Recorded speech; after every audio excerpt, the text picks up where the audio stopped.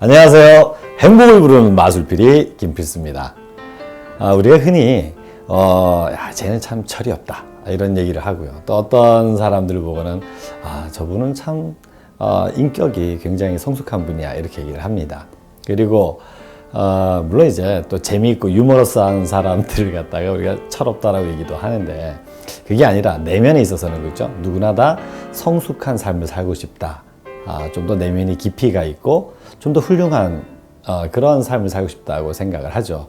그런데 어떻게 하는 게 정말 성숙한 걸까요? 그거를 오늘 같이 한번 보시겠습니다.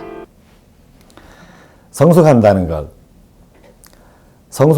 것은 나이가 많아지는 것이 아니라 감사할 것이 많아지는 것이다. 감사할 것이 많아지면 더 풍요롭고 행복해진다.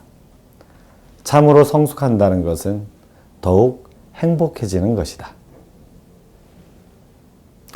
어떠세요? 내가 성숙한다는 건 감사할 게 더 많아지는 거다. 아마 처음에 이게 무슨 소린가 싶으실 수 있을 텐데, 저는 그런 얘기 많이 듣습니다.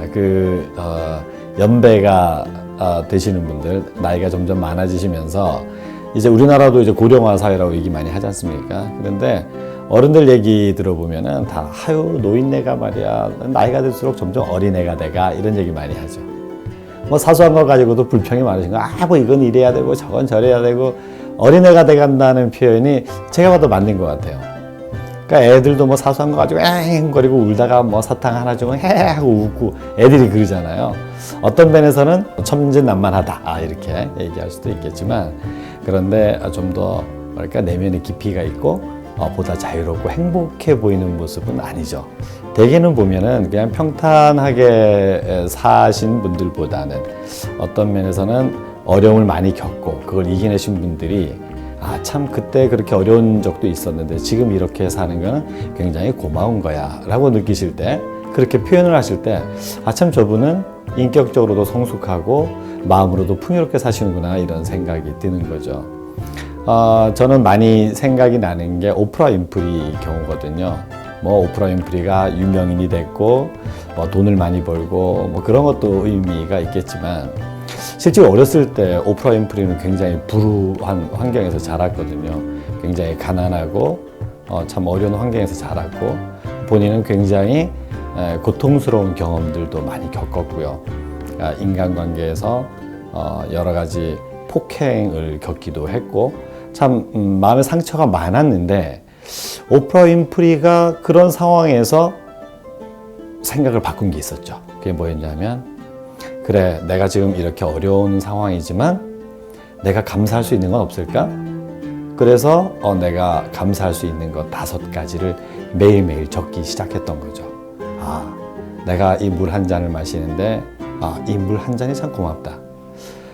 내가 집이 가난하고 환경이 이렇다고 해도 내가 이 밝은 눈을 가지고 있어서 밖에 나와서 보니까 저 하늘이 저렇게 푸르고 아름답다는 걸 볼 수 있구나. 이런 작은 것이지만 하나씩 감사하는 것을 찾아가기 시작했다는 거죠.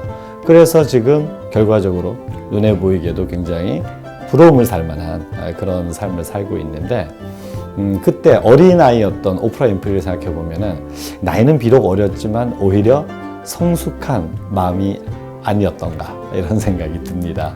그래서 나이는 벌써 또 해가 바뀌고 하면서 우리 나이가 들어간다고 하는데, 나이는 숫자에 불과하다는 얘기도 하지만 사실 따지고 보면 시간이라고 하는 거는 아인슈타인이 얘기하기를 정말 이거는 떨쳐버리기 힘든 환상이라고 할 만큼 시간 자체는 그렇게 중요한 게 아닙니다. 중요한 건 진짜 내가 지금 이 순간을 어떻게 느끼는가라고 하는 건데, 우리가 매일매일 생활 속에서 더 감사하는 것을 많이 느끼고 더 기쁘고 더 많이 행복할 때 우리가 성숙한 삶을 살게 되는 것 같습니다.